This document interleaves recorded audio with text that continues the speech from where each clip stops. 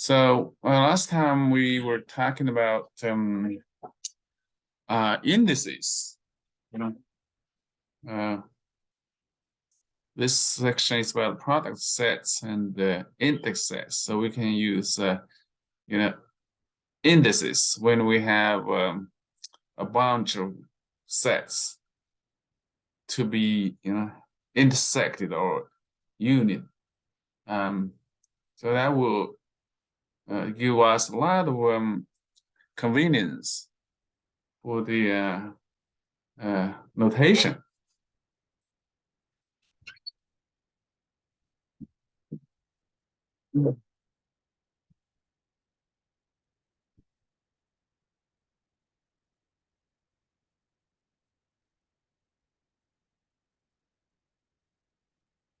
I just plug it in the charge in case we run out of battery. So you know,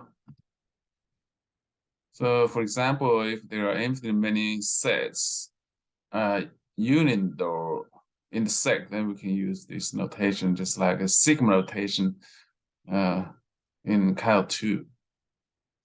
Remember, if you write down the sum of infinite many terms, you're going to use the sigma with indices n equal to 1 to infinity, and whatever you add up, the term we call some a and b or whatever. The same is here for the sets.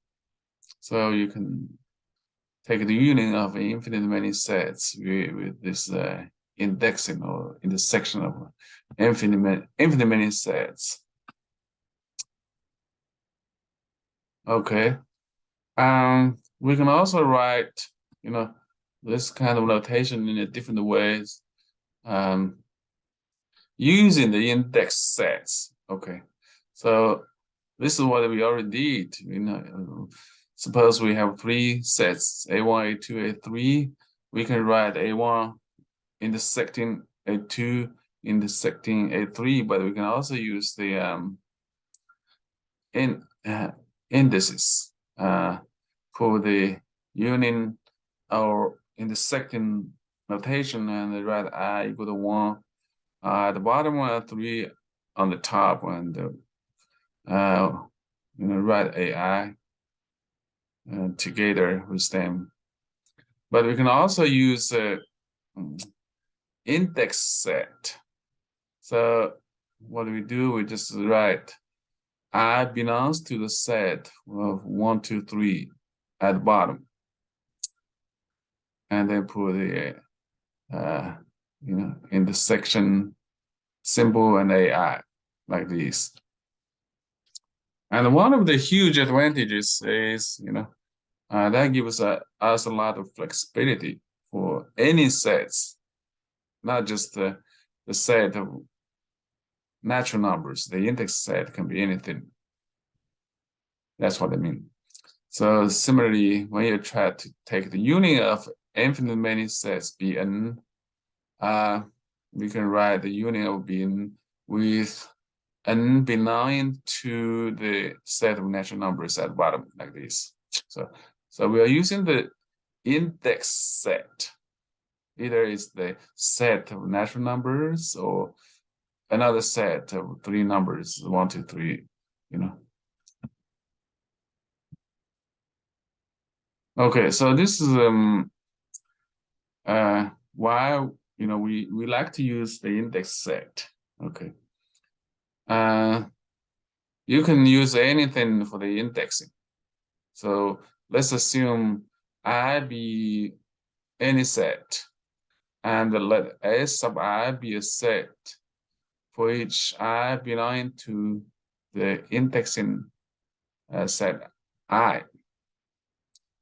So we can put the union or intersection of a lot of sets as I, and we'll just use the index set. So you just write I belong to the index set I at the bottom of both of union and the intersection of SIs. So what it means is, when you write the union in this notation, it means the union of all those SIs. So X is the element for this union. It comes from SI for some I belonging to the index set I. Okay. So similarly for the intersection of SIs. Okay, so that means we can use any set for the index set, not just the set of natural numbers. We can, for example, use a set of letters, like in this example. So in this example, we have a set A with all the lower cases of the letters from A to Z. There are 26 of letters, as we know. And there's another set B, which are the vowels from those 26 letters, which are A, E, O, I, U. So given F or any element in set A, so alpha is just any lowercase letter from A to Z. Let W alpha be the set of words in the English language containing the letter alpha. So what does it mean by that? Okay, so what is W alpha? Is the set of all the words containing the word alpha. So there are a lot of words. For example, if I write WA, then that is a set of all the words containing the letter A, right? Or if I write WB, that's the set of all the words containing the letter B, right? Okay. So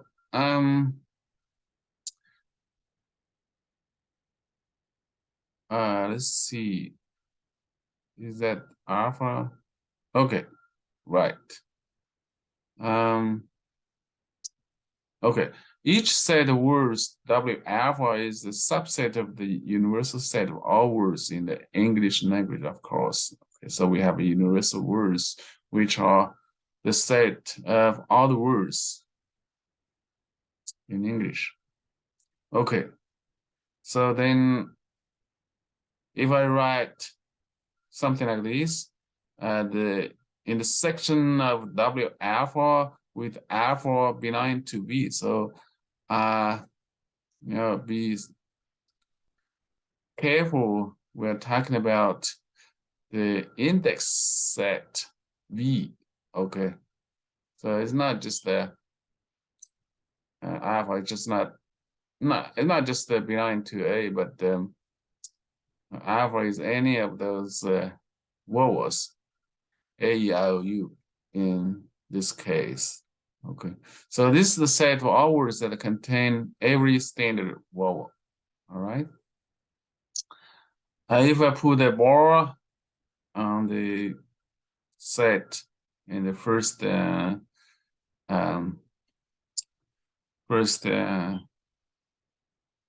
atom, that's just set of words with no standard word vowels.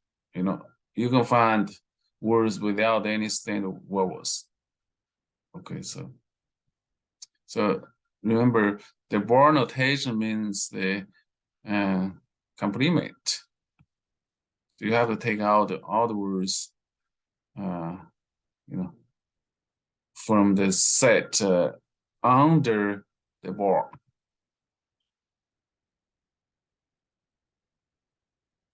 Okay, so that's just some notation that we can use, any index set with this notation. So it gives a lot of flexibility.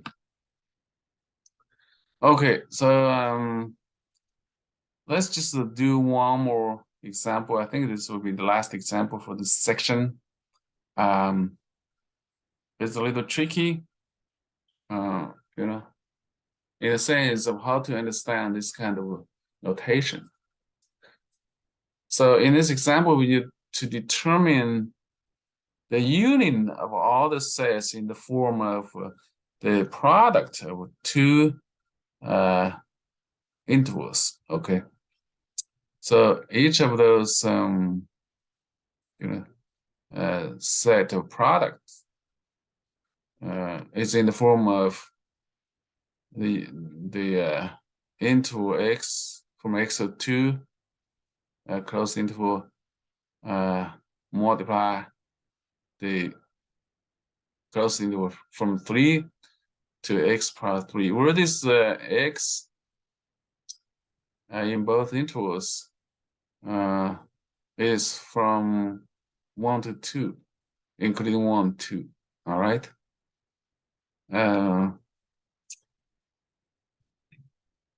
So the confusion actually comes partly from this notation of the index set. Okay, because they use some x for this index,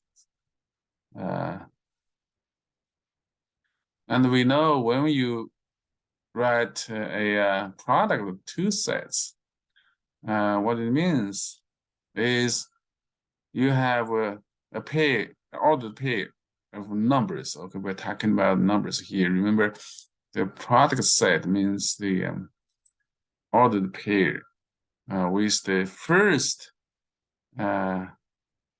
entry in the ordered pair coming from the first set. Okay, and the second entry in the ordered pair comes from the second set. A cross B, is the ordered pair of A, B, or X, Y, with the A coming from the first interval and the B comes from the second interval. Okay. And since we're talking about numbers, so these ordered pairs of numbers are actually giving us points. So each of this product set gives us some graph of points, because when you change x from 1 to 2, then you get a bunch of points. When a specific value of x, you're going to get a point, but you pick up x from 1 to 2, so then you're going to get a bunch of points when you change the x values. All right. So, and then you take the union of all those points. So each of those product is a bunch of points, and then you take the union of all those points. Okay. So the sets to be taken, the union are x, the interval from x to 2 times the interval from 3 to x plus 3, both are closed intervals, with the index value x taken from 1 to 2. Okay. So I think it's better to use another notation for this index. For example, we can use alpha belonging to the interval from 1 to 2. Then the set to be union is actually the the interval of alpha to 2 and the interval of 3 to alpha plus 3. Then you take the alpha from 1 to 2, and you understand the first interval of this product of set as the x coordinate, and then the second interval 3 to x alpha plus 3 is the y coordinate of the ordered pair. Okay. When we talk about the x and y coordinates, it will be confusing to use the same notation for the index when we actually not mean this index is the x coordinate. All right. But we need to understand what it means graphically. A lot of times it helps a lot when you try to graph the thing if we don't have any idea of what exactly it means. So in here, let's just consider some special cases when you take the index x or alpha at some specific values. For example, if we take the index number to be 1, then the product of the set of the two sets are the interval from 1 to 2 times the interval from 3 to 1 plus 3. So you just plug in 1 in x in the first interval, get a 1 to 2, and you plug in 1 in the second interval, get a 3 to 1 plus 3. Okay, so that's just 1 to 2, the interval from 1 to 2 times the interval from 3 to 4. So what does it mean by that?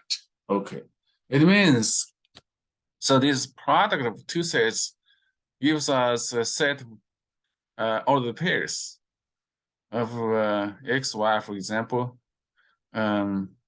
with x coming from any number between 1 to 2, and y takes value from 3 to 4, any number between 3 and 4. So this gives us a box if you draw the graph. So as I said, so this product of those two sets is set of all the pairs or points with coordinate x, y, and x can take any value from 1 to 2. So it's greater than equal to 1, less than equal to 2.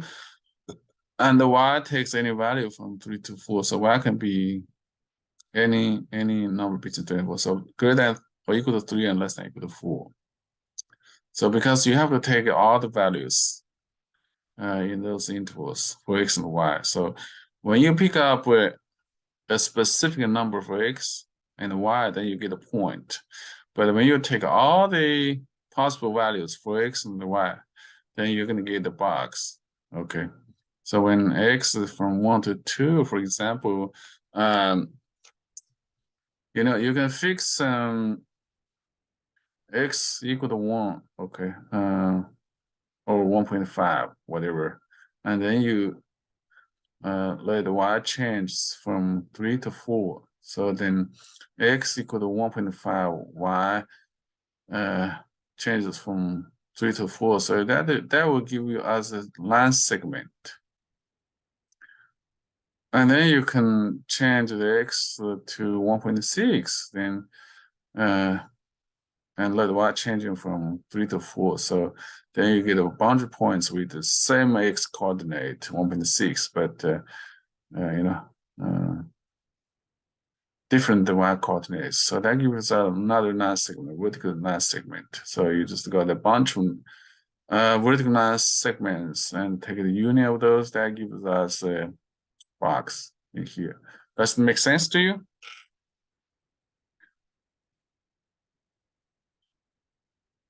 I think this is standard notation. Yeah. Yeah, for a box or rectangle, whatever, you know. So what we have just done is we just consider special case of the index taking the value 1, but we are supposed to take the index value from 1 to 2, all the values from 1 to 2. So we need to consider other index values other than 1 and see what we get. So this is just one of the sets. Okay, and when you change the x value, index value from to another number, you're gonna get another shape. All right, and then you take the unions of all those shapes.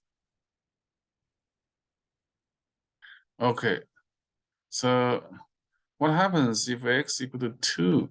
So you know the index value, we call it x in here, has to be between 1 and 2. So we already discussed when the index value is 1, we got a box, and let's see what happens if the index value is 2. Okay, so then you plug in 2 for x, and this product set get into from 2 to 2 times the interval from 3 to 2 plus 3. Okay, so that will be 2, the interval from 2 to 2 times the interval from 3 to 5. But you can see the first set of the interval from 2 to 2 is just the one number, you know. It you know, it's from 2 to 2, so there's only one number 2 in this set. So x has to be equal to 2. So once again, this product set gives us a ordered pair, a set ordered pairs x, y with the x equal to 2 and the y from 3 to 5. So if you draw this set on the xy plane, it gives you a line segment, vertical line segment from, you know, with x equal to 2 and a y from 3 to 5. So that's just the vertical line segment in here. So you see the difference between, you know, when you take a different index value, you get different shapes. So this doesn't give us all the information here. So we need to consider or take more values of the index set and see what other shapes in the graph when we plot it. So if we take a general value of the index x between 1 and 2, for example, 1.5, you can take a index value of 1.6 or 1.4, anything. We already did the case of x equal to 1 and 2. So let's just consider more values of the index x. So you can see this index set can be anything. It's not just natural numbers. It can be real numbers. See, you know, this index set is a closed set from 1 to 2. So it includes you know, all the numbers between 1 and 2, and it's not even discrete. It's continuous. So this index set is continuous. Okay, so when the index value is 1.5, then you just plug in 1.5 in here, you know, in both intervals. So we get 1.5 to 2 as the first set, and 3 to 1.5 plus 3, which is 4.5 in the second set or interval. So you just take the product of these two intervals. So what does it give us? So again, you know, the product of two sets gives us an ordered pair with you know, numbers or values of x and y. We're talking about numbers in here, real numbers. Where x is from 1.5 to 2. Okay, that's the whole scope or range of x, and the y from 3 to 4.5. So what is that? Again, you can fix the x value and let y change and see what it gives. So for example, when x is equal to 1.5, then y from 3 to 4.5, and as we know, any other pair gives a point. So those are the points with the fixed x coordinate 1.5, but y coordinate from 3 to 4.5. So that's just a line segment from 3 to 4.5 in y, and with x equal to 1.5, isn't it? And then you change to another x value, for example, 1.6, and fix that. And then you let y change from 3 to 4.5. So when you plot that graph with the fixed x coordinate to 1.6 and y coordinates from 3 to 4.5, you get another vertical line where x is equal to 1.6 and the y is from 3 to 4.5. And then you just keep on doing the same thing. You're going to get a bunch of vertical lines. And at the end, if you take the union of those, so that's the box. That gives you a box.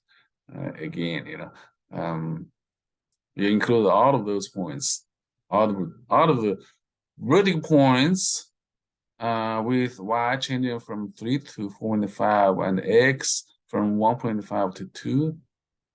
That's just another box, isn't it?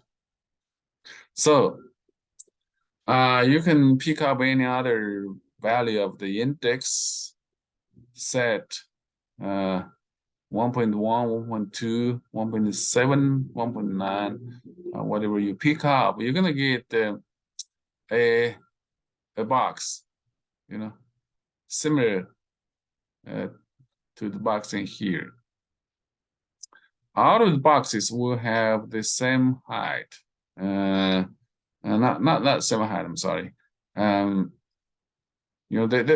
will have different height and different width. Okay, and shift it a little bit from one to the other. So you get a bunch of boxes. So each of these set product gives you a box.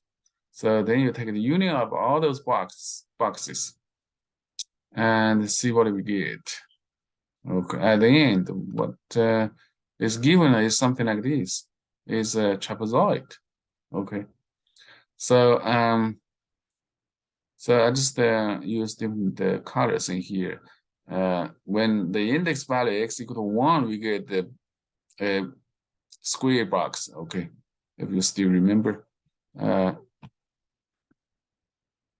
square box when the index value x equal to 1, and when the index value x equal to 2, we get the line segment. And when x equal to 1.5, we get the rectangle, another box. So these are highlighted in here. So when x equal to 1, we get the square box in here, and when x equal to 2, we get a vertical line segment. And when x equal to 1.5, we got the rectangle like this in between. So those are the 3 special cases we just covered, but then there are all other values of x, between 1 and 2 we need to include. So if you do that, you're going to get a bunch of boxes with different width and different heights. And then if you take the union, if you try to include all those boxes in the graph, that will actually give us a trapezoid. Okay, you're going to see this upper left corner of each box, moving on this this line, skew line, 45-degree line in here. Okay. And then everything else just fill the whole trapezoid. Well, there are some intersections, between the boxes, but we don't count, twice or multiple times when they overlap. We just count the whole thing as a whole, see what it gives us, and it turns out the whole thing coming from all the boxes just gives us a trapezoid. And you can easily check by using any other value of index x. Or if you want, I think it's better to change the index x to alpha. Okay, so then you will not be confused by this index with the x coordinate. Okay, but that's what they did in the book, so I just didn't change it. So the graph for the union of all those boxes or product sets, okay, is trapezoid enclosed by the graphs of x equal to 1. So this is the left-hand side margin. X equal to 2, that's the right-hand side margin. Okay. And y equal to 3, the lower bound or lower margin. Y equal to x plus 3, that's upper margin. So it gives you a closed trapezoid. Everything inside the trapezoid, including the boundaries, is just the graph of this unit. So sometimes it just takes a little work to understand what these notations give us, or what they mean graphically, and it is always helpful to draw the graphs when you're not sure about it. And we should always, think about this notation of this, algebra or set using graphs. Any questions for this example? No, I would just need to see the notes to practice this. Yeah. I don't have any questions either. Yeah. I think the last example is a little tricky. But I think we just finished the first unit. And I'm going to give you some problems. Let me just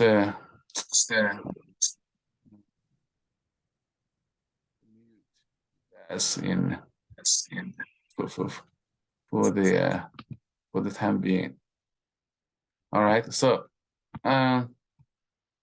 yeah, I think we just finished the first unit about the set.